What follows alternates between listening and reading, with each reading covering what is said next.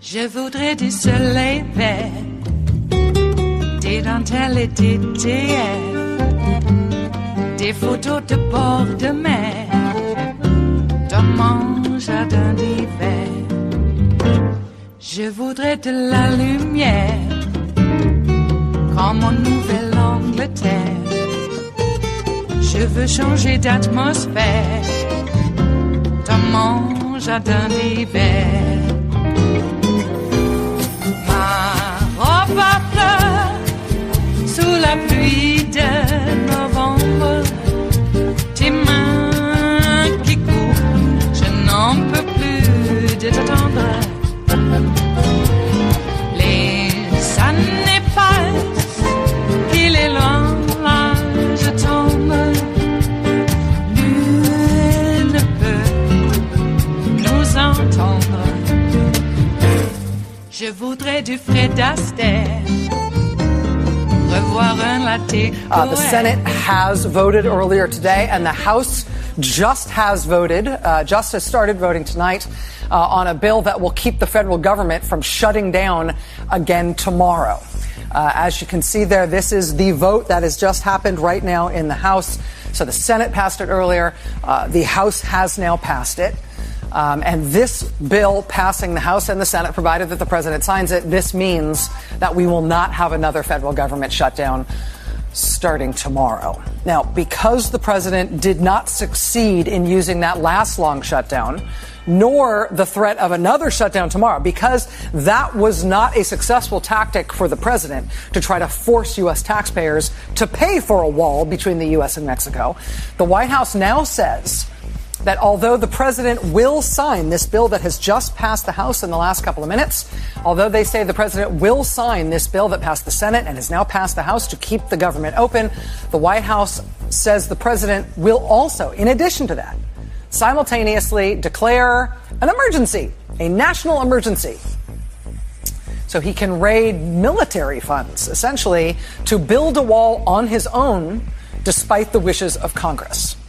Now, grain of salt here. The White House says that's what the president is going to do, right? They say that he's going to sign the bill that has now passed the House and the Senate. They say that he is also going to declare this national emergency. But with this presidency, honestly, is that actually going to happen? We don't know. The White House says it's going to happen. But in this presidency, is anything really done and dusted before Fox and Friends says it's done and dusted? I mean, we never know exactly what the president is going to do, whether or not the White House has announced some purported plan. But of course, just the prospect, just the threat of President Trump trying to do this wall thing with a declaration of emergency powers, just that threat in recent weeks has led, as you might expect, to frankly, rabidly partisan, immediate attacks from all these far-left Democrats and liberals. I don't think it's a good idea. I think it would be a terrible idea. I hope he doesn't do it. I don't would think you it's fight him on it? Either. Sure, because I think that it's important. I would hate to see it. You know, using that act, it would be, in this instance, would be a far larger act than has ever occurred in the past. So I'd prefer not. I think it's a dangerous step. One, because of the precedent it sets. Two, the president's going to get sued, and it won't succeed in accomplishing his goal. To me, it strikes me as not a good strategy. I hate the idea of an emergency because I always worry about that abuse with future presidents. I hope he doesn't go that far. I think it would be a mistake for the president to invoke his national emergency powers for this purpose, and that it would be of dubious constitutionality. I don't think that was what the National Emergencies Act was intended to address. Those are not wackadoo liberals and Democrats. Those are all Republican U.S. senators. Before the White House announced today that the president does plan to declare an emergency to justify raiding U.S. military funds and maybe disaster funds to try to build his wall, lots of Republican senators, including conservative Republican senators, were willing to go on the record saying that would be a terrible idea. That would, in fact, be an unconstitutional idea and one that they might very well fight him on. Well, now he's apparently going to do that. So what are those Republican senators going to say about it now? And it's not just a hypothetical thing. It's not just a question of how they're going to, answer to history. This is not just a matter of the individual dignity of these individual Republican senators. I mean, what they do know and whether or not they decide to stick to their previously announced positions on this could make a real material difference. I mean, we have long expected that if the president decided to declare an emergency to get his wall, or to get any other policy thing that was not justified by an actual real-life emergency. We had long expected that if he tried that, he would have an immediate court fight on his hands, one that he probably would not be expected to win. But now that it's happening, even before we get to those court fights, what we're watching for tonight is the prospect that this emergency declaration, if he does sign one, it might never even get as far as the courts. Under the National Emergencies Act, Congress can contest an emergency declaration from a president. Thank you. Post-Watergate reforms and a Congress that was embarrassed by and terrified about the terrible presidency of Richard Nixon and just how much worse things might have gotten under him or might someday get under a president even worse. Thanks to post-Watergate reforms and the National Emergencies Act, today, under that law, if Nancy Pelosi has the House pass a resolution contesting the fact that Trump has declared this emergency in order to build his wall, if Pelosi did that, what would happen after the House passed something like that is that Republican Senator Mitch McConnell over on the Senate side, he would have no choice in the matter at all. That law, the National Emergencies Act, would automatically trigger a similar vote in the U.S. Senate. That's the way the law works. Right? If it was the Senate passing a resolution to block the president from declaring this emergency, then if the Senate did that, that would force the House to take a similar vote. In this case, it would probably be the House taking a vote to block the president from declaring this emergency. That, under this law, would trigger the Senate into having to take that same vote. The other House of Congress is triggered to act by the other House of Congress taking a vote on this sort of thing. That's how the law is structured here. So if Pelosi does this, if Pelosi in the House passes a resolution blocking Trump from declaring this emergency, once that vote happened, it would trigger a vote automatically in the Senate. And once that vote was triggered in the Senate, honestly, it would only take a couple of Republicans voting with the Democratic senators to, in fact, block President Trump from declaring this emergency. That's all it would take. And we all know from the public record, from the tape, from the receipts, that a lot more than just a couple Republican senators are on the record bluntly and unequivocally and recently saying that an emergency declaration from this president on this would be a terrible idea and they'd be willing to fight him on it. Well, if they put their money where their mouth is, they could stop this president from doing it. And this is not hypothetical. This is now going to unfold over the course of tonight and into tomorrow and perhaps beyond. And because of the way that law is structured, because Mitch McConnell himself can't stop this in its tracks by just refusing to allow something to come up for a vote, he doesn't have that option, which is the way he can stop everything else that starts in the House, right? Because of the way that law is structured, there is some real drama as to whether or not the president is going to be able to do what he is trying to do with an emergency declaration here. And that means a lot of Republican senators tonight are crossing their fingers and worrying and probably freaking out a little bit about the prospect of having to take that kind of a vote. So we are watching that tonight. Again, the House has just voted to pass the bill that will keep the government open. What this should do is result in that bill being transmitted to the White House and the president to sign it. But as always with this president, you don't know what he's going to do until he does it. It is Friday, the 15th of February of 2019, and you are in West Coast Cookbook and Speakeasy. I am your chef de cuisine, Justice Putnam, and our daily special is Blue Moon Spirits Fridays. Folks, we are all Nighthawks in the Diner of Life. Yeah, talk about old school. I mean, come on, Hopper. What a yikes. Nah, it's retro. It'll come back. We'll all be wearing zoot suits and tiaras. Hey, we're in a national emergency right now. I just need to warn you. So do take care when you're going to get a Cinnabon at the mall. And I think we're in threat level orange. On the other hand, we've been under threat level orange ever since this guy got installed, but we all knew that. We were prepared for it. That's why we have indivisible groups and resistance radio. Indeed. Well, it's good to be with you.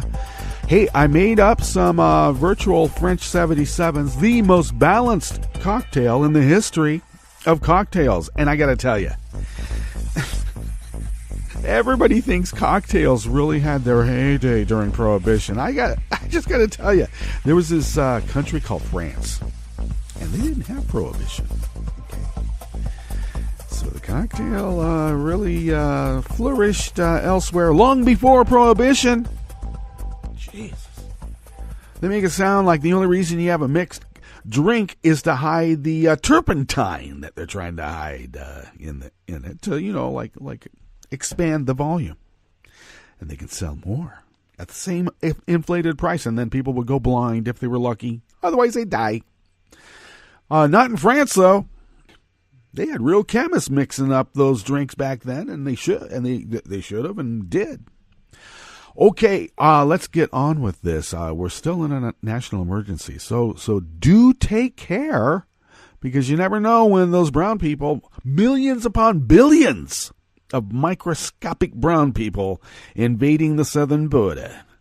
Not from Canada, though they are pulling aside Spanish-speaking people or non-English-speaking people up there.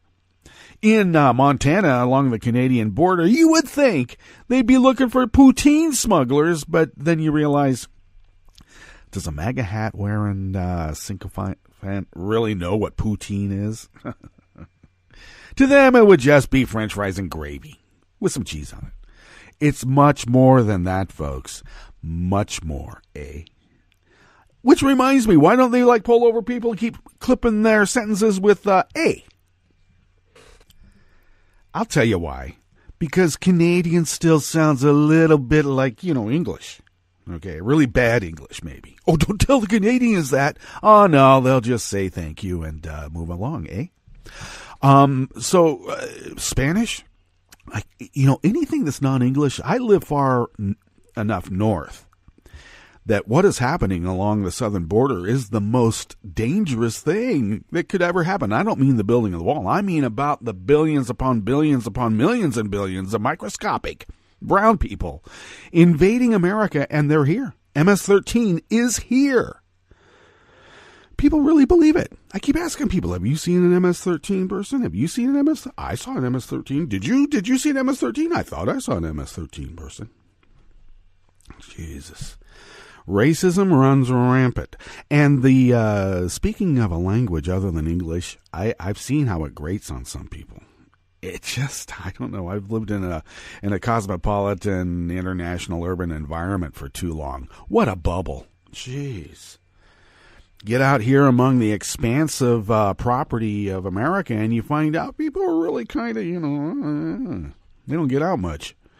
So, we're in that national emergency, but at least government will stay open. I think something else is going on here. Nancy is maneuvering that whole party, into a corner as if they haven't already been maneuvered there already. And, just like any caged animal, when they're cornered, you know what happens. And now you got a whole party of them. But Rachel did break it down at the top, how she could force a vote that the GOP-controlled Senate does not want to take. And it's all in the law. But then I thought, law? They don't care about the law. Dershowitz is out there saying the Constitution is unconstitutional. That's how, I don't know, I think Dershowitz has got some compromise on him more than just the Epstein affairs. Yeah, I say affairs, plural, okay? Let's be clear on that. We're not talking like just little R. Kelly stuff here. All right? We're talking about something a lot darker, a lot more icky. As if R. Kelly stuff wasn't icky enough. What's on the rest of the menu? Well, I'm going to tell you what's on the rest of the menu here in the Bistro Cafe of West Coast Cookbook and Speakeasy. Blue Moon Spirits Fridays. On the same day, the European Commission slapped Saudi Arabia onto the dirty money list.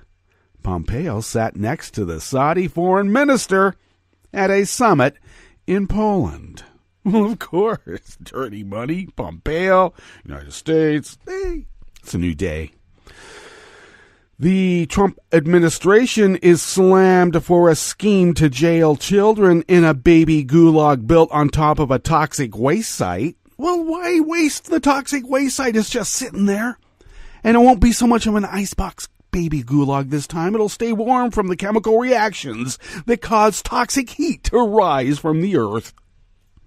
And with humans on track to wipe out insects within decades, the global insect collapse will be catastrophic for the survival of mankind. Karma, bitches. And after the break, we move to the chef's table where GOP Intel Chair Richard Burr was caught lying about the author of the Trump-Russia dossier and called out on it, too. They don't like it when they're called out on it. Not one bit. And Capitol Police attacked a pregnant reporter and other journalists to shield GOP senators from answering questions on the state of emergency vote. If I was in that scrum, I would just tell the Capitol Police, God, don't coup me, bro. All that and more on West Coast Cookbook and Speakeasy. Bon appetit.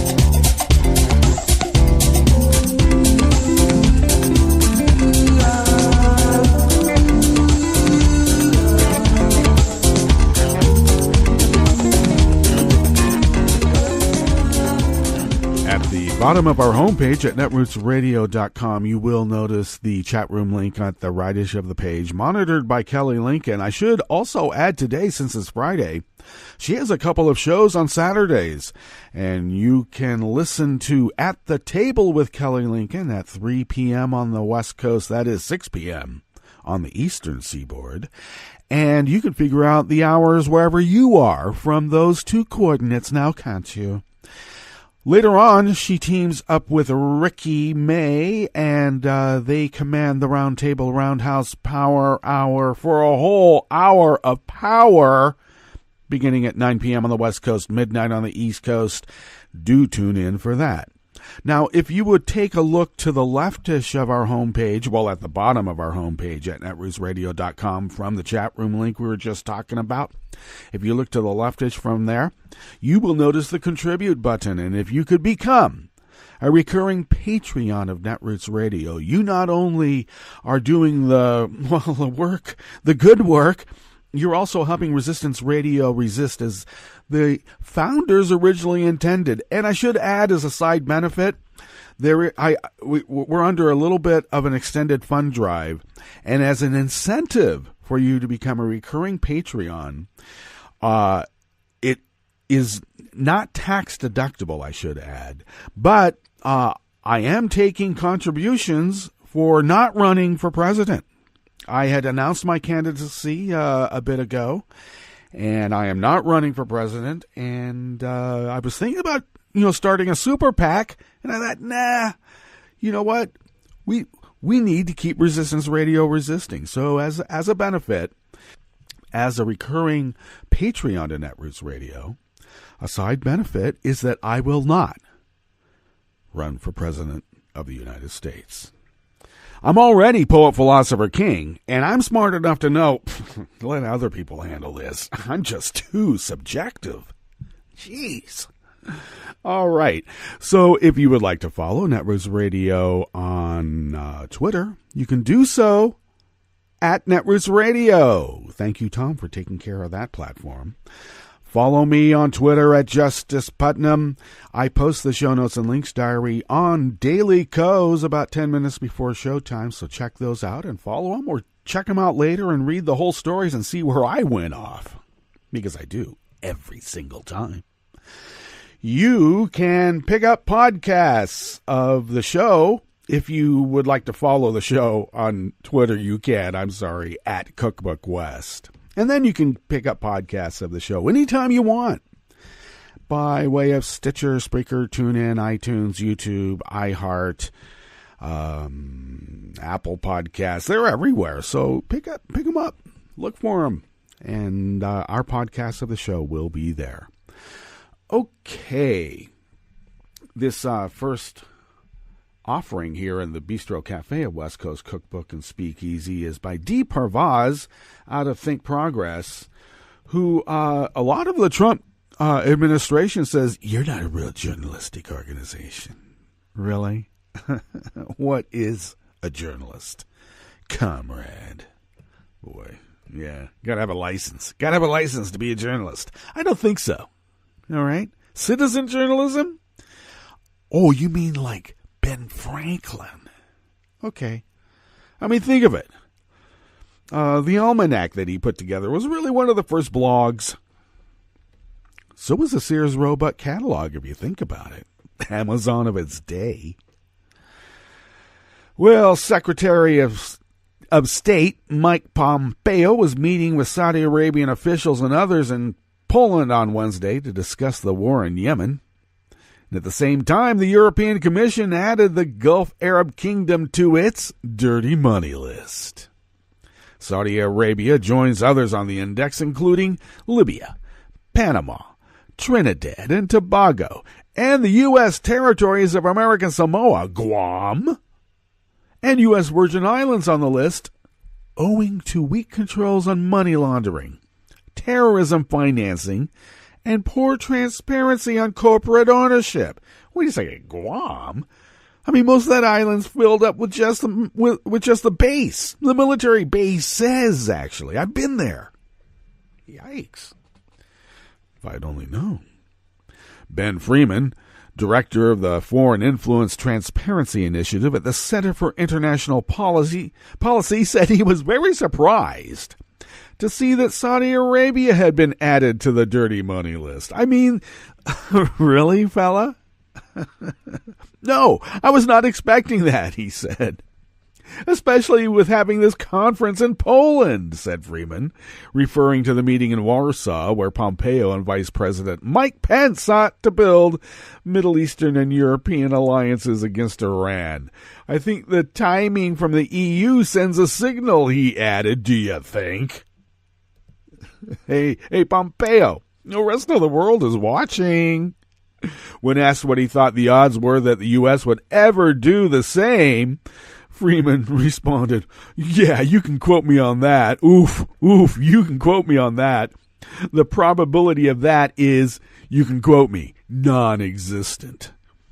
The United States has an openly transactional relationship with Saudi Arabia, even more so under Donald Trump, who responds to calls for holding the country responsible for the murder of dissident journalist Jamal Khashoggi, with essentially, but they buy a lot of weapons from us. We can't investigate the murder of a journalist. I mean, we got some illicit arms sales to do here. I mean, hasn't anyone seen Lawrence of Arabia? It is written, Lawrence. It is written.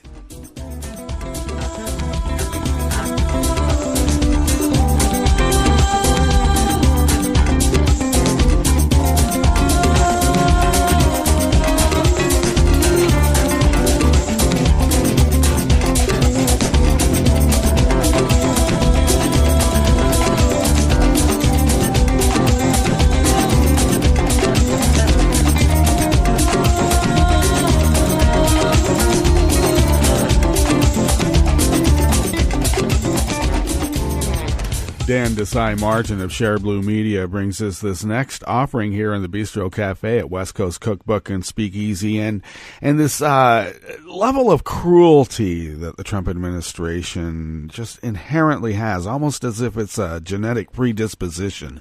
If you wanted to get into that. I like to get into it because it seems like such a pointy finger right back at their little genetic predispositions. Because the idea of building a baby jail on top of a toxic waste site, who comes up with that? Well, I'll tell you who comes up with that. A mindset of people who don't believe that people are people. I'm old enough to remember, I worked for an NGO down in Latin America when the right-wing militias were slaughtering people in vast numbers. Drilling water wells for schools in Honduras, briefly, in the mid-'80s. So the aristocracy, the moneyed, did not look at the campesino, the peasant, these workers as actually people. Animals in human form, yes, but not people. I swear to God, it was the weirdest thing. Where did they come up with that? Was that always part of a cultural determinant, as anthropologists would note? Or did they learn it somehow? Or was it used for great effect by our military in the area? And I'm looking at you, Elliot Abrams. So this story of building a baby jail on top of a toxic waste site, when you have the likes of an Elliot Abrams being confirmed, questioned about, can you even believe this guy from what he's already been convicted of? Pardon, sure, but he was still convicted. It just completes the circle in this terrible Reichstag fire Venn diagram way.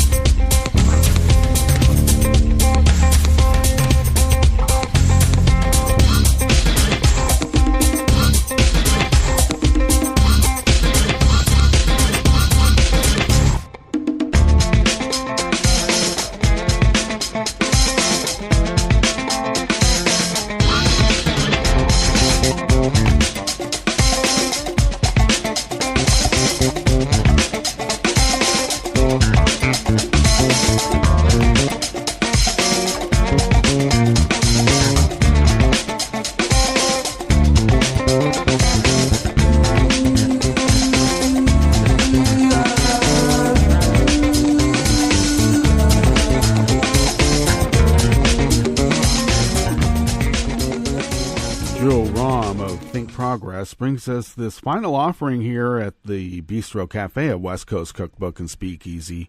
Blue Moon Spirits Fridays. Never fear, we still have the chef's table, so it's not over yet. Oh, no. It looks like the global insect population outweighs all of humanity by a margin of 17-1, but humans are on track to wipe insects out in a matter of decades, according to the first worldwide review of insect decline. Well, that's terrible. I mean, we were thinking about using insects as a foodstuff. Damn it. Now we're going to wipe them out too? Not only to keep them from pollinating plants and helping bore holes through the soil so that we can grow things. Well, this would be doubly catastrophic. First, losing the insects means losing the animals that feed on them, thus shattering the entire ecosystem. Second, losing the insects, which pollinate plants and keep the soil healthy, would devastate agriculture and our ability to feed a rapidly growing population. Unless we change our way of producing food, insects as a whole will go down the path of extinction in a few decades. Well, if you're planning on Soylent Green, do you really need insects? I don't know. Maybe you still do. At the current pace of extinction, In 50 years, only half of the insects will be left, and in 100 years, you will have none. Lead author Francisco Sanchez Bayo of the University of Sydney told the UK Guardian, equally disturbing is the fact that the insects that are the most endangered, ants, bees, butterflies, dragonflies, and dung beetles. Equally disturbing is the fact that the insects that are most endangered, which include ants, bees, butterflies, dragonflies, and dung beetles, are integral to both the overall ecosystem and agriculture. They pollinate food, and they keep the soil healthy.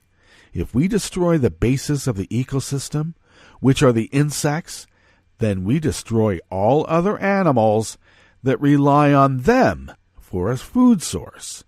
And humans, of course, rely on the ecosystem to sustain our modern system of farming and feed a global population that is nearing 8 billion and headed toward 10 billion by mid-century. So I don't know, maybe this is nature's way of saying that the scourge of the humans must end, apparently. Can't wait for the meteor or asteroid to slam into us. Yeah, we'll starve ourselves off. Well, that's a nice thing to hear, especially in a bistro salon like we are. Damn it. Damn. Well, researchers found that the primary causes of the global insect collapse are habitat destruction, which is driven largely by modern industrial agriculture, pesticides, pollution, and climate change. The end of the earth only means the end of us. The earth, and I've got to tell you, a few insects are going to take over, and what if they get a brain? Well, I guess they'll call themselves the GOP, wouldn't they?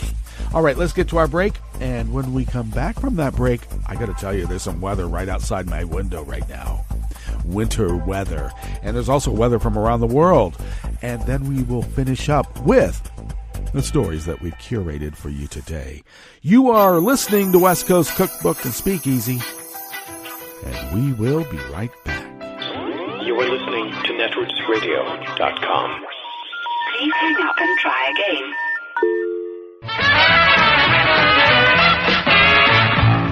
From a point at sea to the circles of your mind, a new force is at work for planetary transformation. New radio for a new Earth.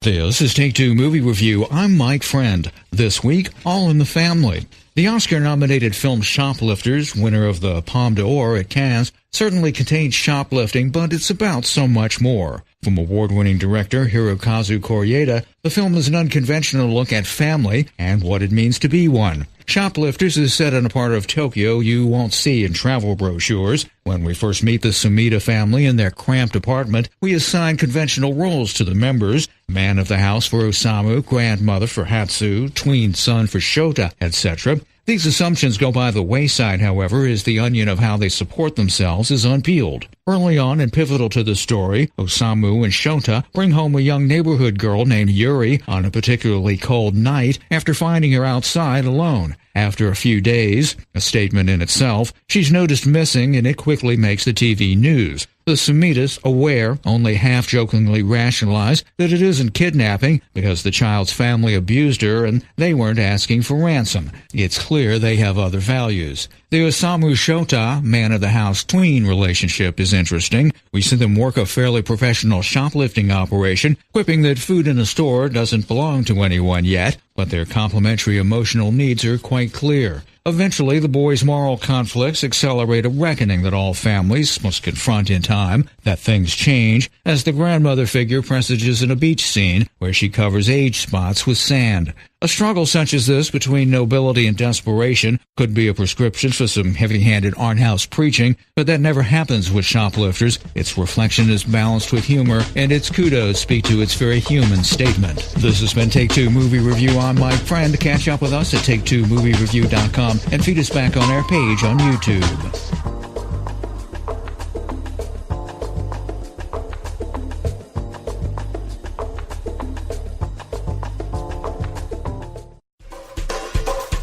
This is Scientific American's 60-Second Science. I'm Steve Mirsky. You know, when this little rover landed, the objective was to have it be able to move 1,100 yards and survive for 90 days on Mars. NASA Administrator Jim Bridenstine. And instead, here we are 14 years later, after 28 miles of travel, and today we get to celebrate the end of this mission. Bridenstine spoke at a press conference at NASA's Jet Propulsion Laboratory today, February 13th, 2019. The media event was called to officially mark Opportunity's demise. The rover has been quiet since last June, when a severe dust storm covered its solar panels. Only about 1/40th of the typical amount of solar radiation was getting through to power the rover, and it's been silent since. Opportunity is very close to the equator, so there's lots of solar power. Cornell University astronomer Stephen Squires talking to Scientific American back in March 2006.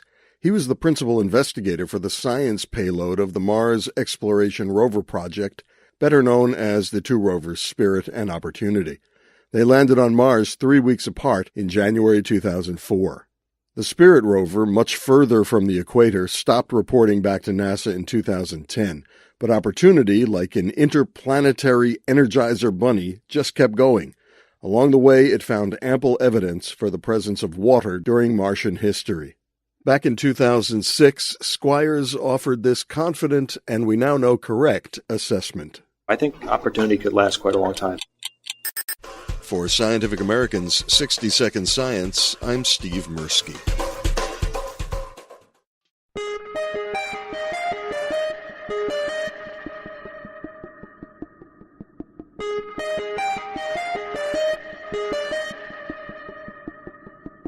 Hi, I'm Tom Hartman, and since you're listening to netrootsradio.com, show your progressive side and go to the donate button on the bottom of the homepage. It's progressives like you who power Netroots Radio and keep the progressive message beaming everywhere 24 hours a day.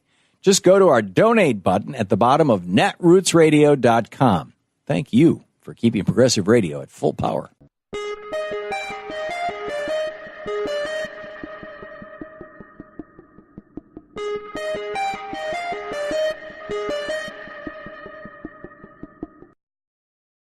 Can a 1-year-old in diapers be expected to adequately represent him or herself before an immigration judge? I'm Bill Newman, and this is the Civil Liberties Minute, and that question really is not as insane as it sounds, because in 2018, that really happened. Happened because an immigration court, which is considered a civil proceeding in contrast to a criminal one, a person is not entitled to a court-appointed lawyer. If you don't have the money for an attorney, you're on your own. As Tova Indritz, in the recent edition of The Champion, the magazine of the National Association of Criminal Defense Lawyers, wrote, this distinction of criminal versus civil actually makes little sense. You're entitled to have a lawyer provided if you are indigent and face any time in jail, but if you face almost certain murder if you're deported, then you're on your own to represent yourself in immigration court.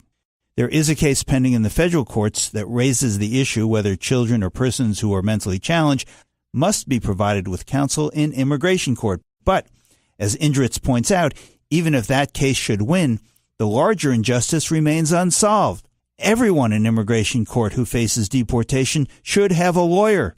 Justice requires no less.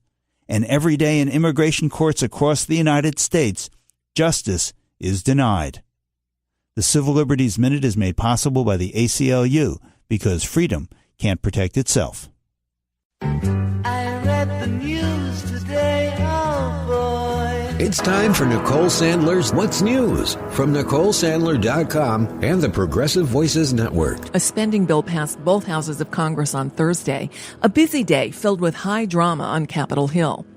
After Trump spent much of the day signaling that he might not sign the bill, Mitch McConnell took to the Senate floor shortly after 3 p.m., interrupting a perturbed Chuck Grassley, who was speaking at the time, to announce that Trump would sign it and declare a national emergency at the same time. I hope the next time I get a chance to have the floor, I won't be interrupted. I yield the floor and put the rest of my statement in the record. Mr. President. Leader McConnell. I've just had an opportunity to speak with President Trump. And I would say to all my colleagues, has indicated he's prepared to sign the bill. He will also be issuing a national emergency declaration at the same time. And I've indicated to him that I'm going to support the national emergency declaration. So for all of my colleagues, the President will sign the bill. We'll be voting on it shortly. McConnell had previously warned the president against declaring a national emergency, but as you heard, he made an about-face and announced he would support it. Nancy Pelosi pounced on that idea. I know the Republicans have some unease about it no matter what they say, because if the president can declare an emergency on something that he has created as an emergency, an illusion that he wants to convey, just think of what a president with different values can present to the American people.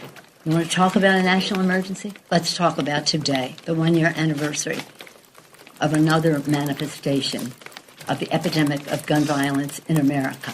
That's a national emergency. Why don't you declare that emergency, Mr. President? I wish you would. But a Democratic president can do that. Democratic president can declare emergencies as well. So the precedent that the president is setting here is something that should be met with great unease and dismay by the Republicans. And, of course, we will respond accordingly when we review our options. The Senate voted first, passing the spending bill by a vote of 83-16, with the 16 no votes comprised of some strange bedfellows. Of the declared presidential candidates in the Senate, only Amy Klobuchar voted yes. Cory Booker, Kamala Harris, Kirsten Gillibrand, and Elizabeth Warren all voted no.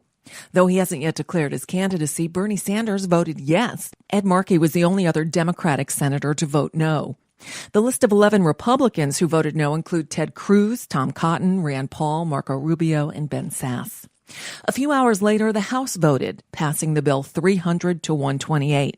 Then the White House announced that Trump would both sign the funding bill and the paperwork for his executive actions, including declaring a national emergency at a Rose Garden event Friday morning. Trump claimed he'd cobbled together over $8 billion to build his wall, money that he claimed throughout his campaign would come from Mexico. $1.375 billion would come from the Homeland Security Appropriations Bill. This money can't be used to build a wall, but can be used to build other types of border barriers due to the way the bill is written. $600 million would come from the Treasury Department's Drug Forfeiture Fund, which would come from an executive action. $2.5 billion from the Defense Department's Drug Interdiction Program, which would come from an executive action. And $3.5 billion would come from the Defense Department's military construction budget, which would require a national emergency. In other news, William Barr was confirmed Thursday as U.S. Attorney General by the Senate. Rand Paul was the only Republican to vote against confirmation.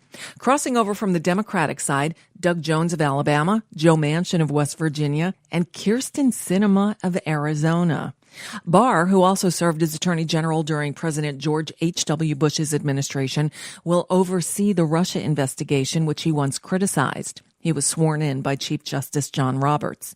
The good news is that Matthew Whitaker is no longer acting Attorney General. Amazon announced Thursday that it's backing out of its plan to build a new headquarters in New York City after facing intense backlash from some community members. Congresswoman Alexandria Ocasio-Cortez, whose district borders the proposed location, called it a victory. I mean, it shows that everyday Americans still have the power to organize and fight for their communities, and they can have more say in this country than the richest man in the world. What do you say to those that criticize them pulling out, that the district now is going to lose 25,000 jobs that could have come there? Well, one of those things is, A, we were subsidizing those jobs. So for the city was paying for those jobs. So frankly, if we were willing to give Amazon willing to give away $3 billion for this deal, we could invest those $3 billion in our district ourselves if we wanted to. We could hire out more teachers. We can fix our subways. We can put a lot of people to work for that money if we wanted to. Additionally, those jobs, there was no guarantee that those jobs were for the New Yorkers that were here. We were looking at a deal that was not primarily putting the community first. And I think that we can absolutely come together to create an economic plan that actually invests in New Yorkers, in higher wages, and in a dignified life. I got good news. And that's a bit of what's news for now. I'm Nicole Sandler. If you appreciate these reports and the Nicole Sandler Show, I hope you'll consider making a contribution. My work is 100% listener supported, and I can't do it without your help. Find out more at NicoleSandler.com/donate. From UN headquarters, I'm Luke Vargas with your World in 2 minutes. Members of the Organization of American States gathered in Washington Thursday to intensify pressure on Venezuelan President Nicolas Maduro to allow foreign aid into his country.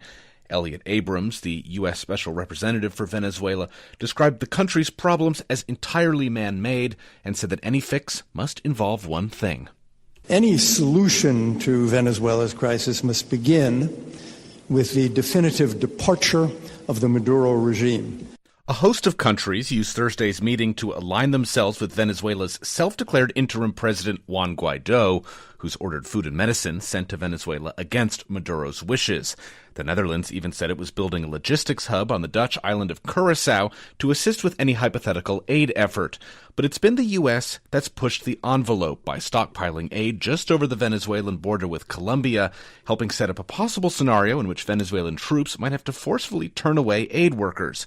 Jeff Ramsey, a Venezuela expert at the Washington office on Latin America, says things could get messy on February 23rd when Guaido has said aid deliveries into Venezuela will begin. There may be calls for some kind of mobilization, some kind of protest to help bring this aid in, with some understanding that that could be met with repression from the Venezuelan security forces. While Ramsey worries this plan could lead to disorder, he thinks it's unlikely the U.S. or its allies would embrace any truly risky strategies in the weeks ahead. There's absolutely no regional appetite for any kind of external military intervention in Venezuela. I actually don't even think there's any interest in doing so here in Washington. Instead, this is about signaling. It's trying to signal to forces around Maduro that they should break from him and support a transition. We haven't seen that so far, but that's certainly the strategy around this. Luke Vargas, The United Nations.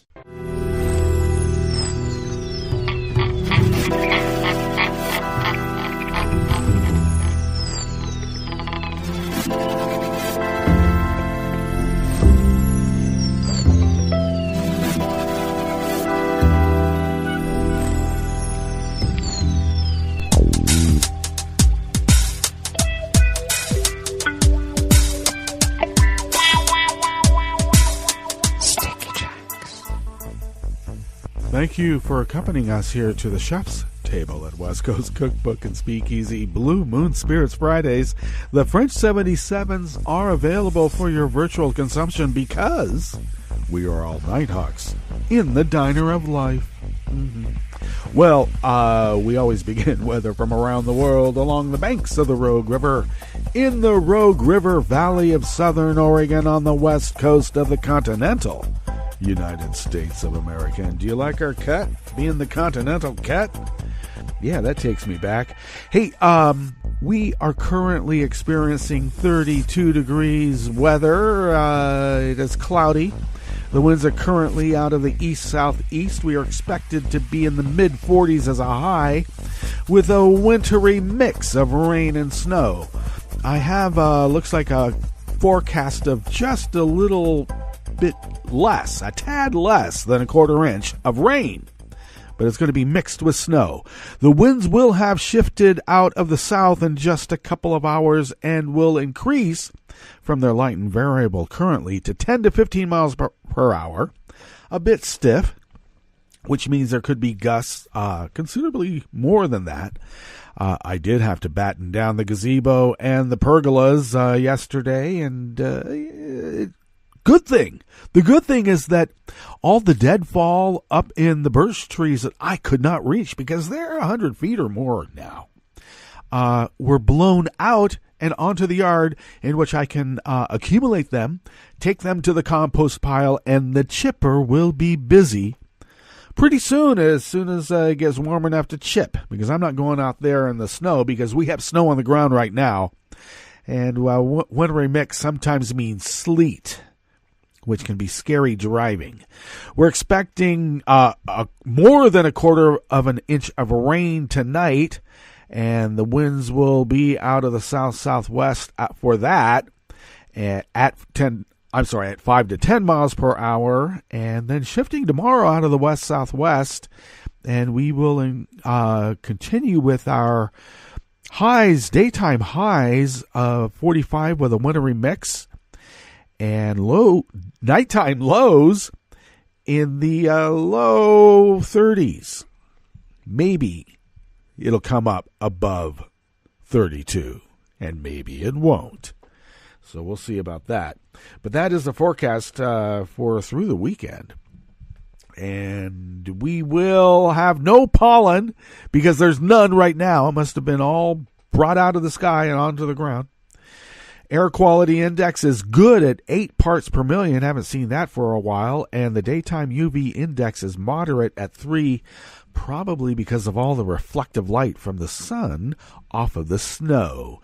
Barometric pressure is falling at 29.42 inches. Visibility is down to 4 miles, and relative humidity is at 92%.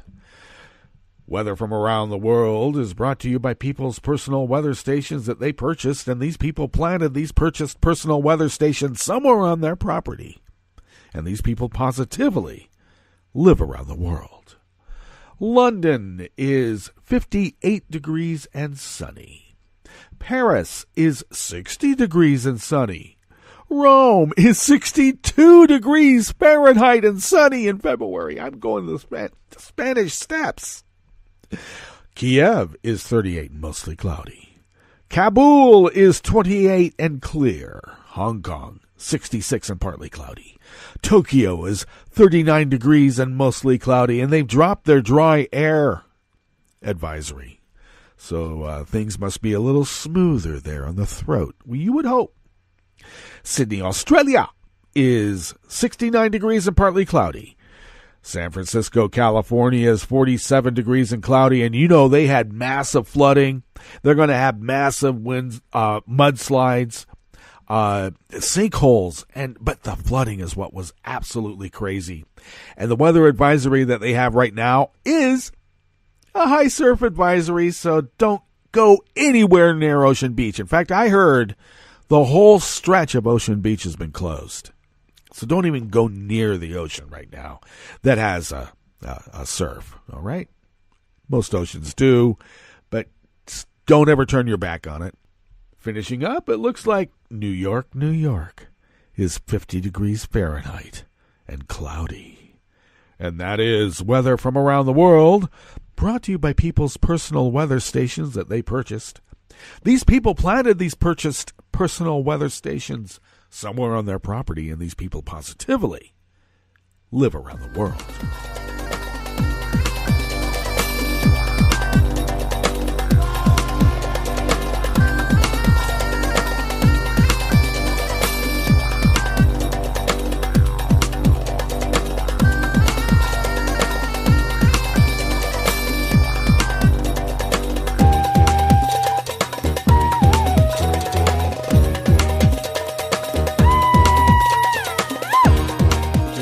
First amuse-bouche here at the Chef's Table at West Coast Cookbook and Speakeasy is brought to us by Bob Brigham by way of alternate. The Republican chair of the Senate Intelligence Committee was caught in a lie about Christopher Steele, the former MI6 officer who authored the Steele dossier on Donald Trump's relationship with Russia. Donald Trump has publicly claimed that the Senate Intelligence Committee had vindicated him. Yes, Richard Burr seems to have vindicated him. Burr, of course, the chairman of the Intelligence Committee, was apparently caught after lying to CBS News, and the Atlantic's Natasha Bertrand reported this. Some Democratic aides were also confused at Burr's recent claim that a key witness in the probe, former British spy Christopher Steele, had not responded to the committee's attempts to engage with him, Bertrand reported. In fact, Steele submitted written answers to the panel last August, The Senate subpoena for his testimony was dropped shortly thereafter, indicating that they were satisfied enough with his responses that they were not planning to compel further testimony. Bertrand explained.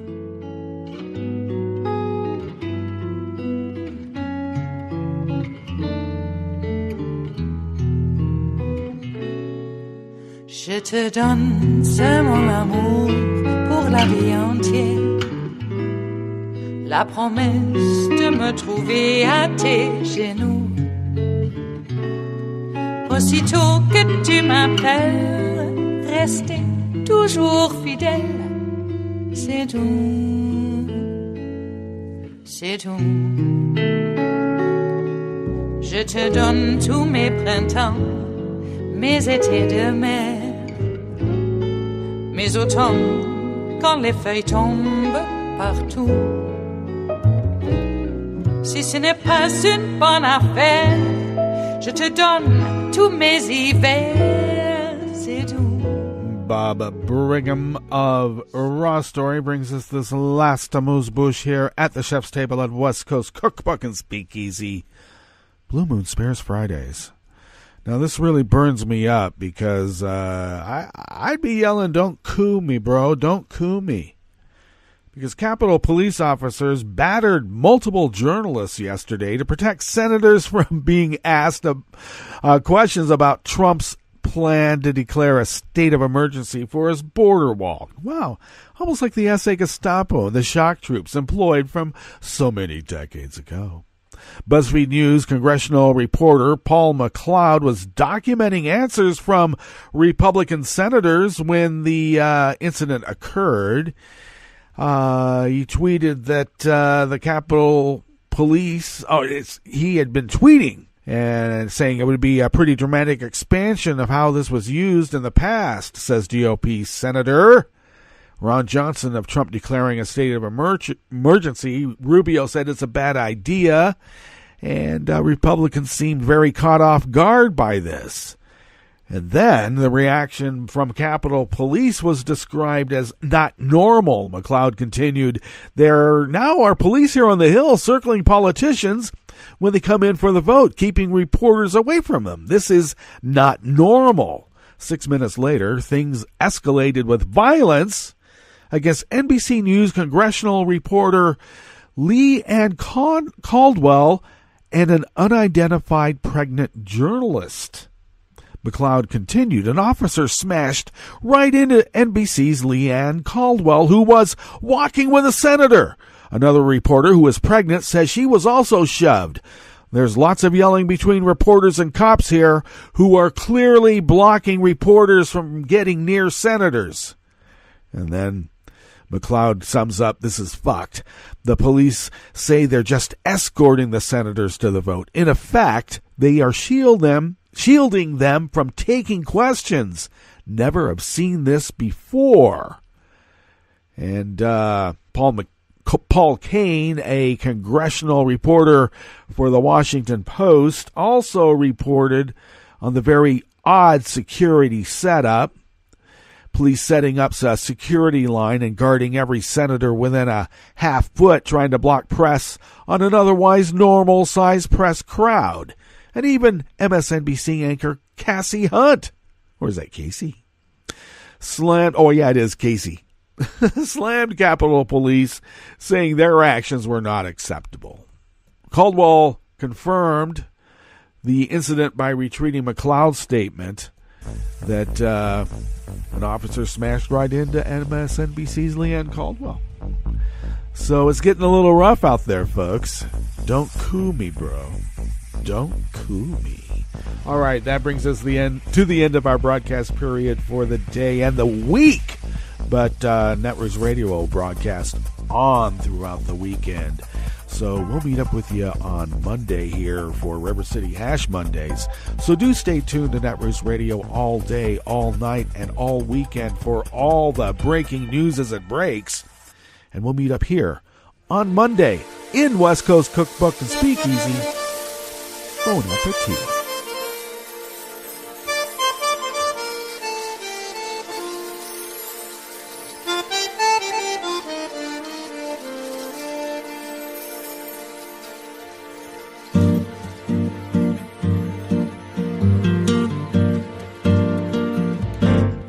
Je voudrais du soleil vert, des dentelles et des théières, des photos de bord de mer, dans mon jardin d'hiver.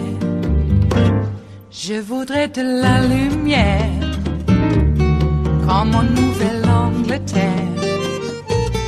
Je veux changer d'atmosphère, dans mon jardin d'hiver. Ma robe à fleurs, sous la pluie de novembre, tes mains qui courent, je n'en peux plus de t'attendre. Les années passent, qu'il est loin, là je tombe. Nul ne peut nous entendre. Je voudrais du Fred Astaire, revoir un latte Goël. Je voudrais toujours te plaire, dans mon jardin d'hiver. Je veux déjeuner par terre, comme au long de golfe clair, t'embrasser les yeux ouverts, dans mon jardin d'hiver. Ma robe à fleurs, sous la pluie de novembre, tes mains qui courent, je n'en peux plus de t'attendre.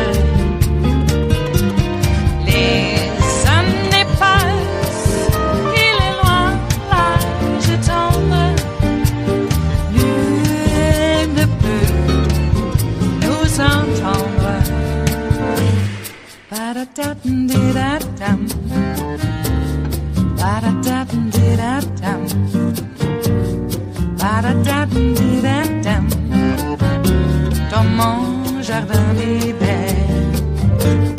Ba-da-da-dum-di-da-dum, ba-da-da-dum-di-da-dum, ba-da-da-dum-di-da-dum, dans mon jardin d'hiver. Dans mon jardin d'hiver, dans mon jardin d'hiver.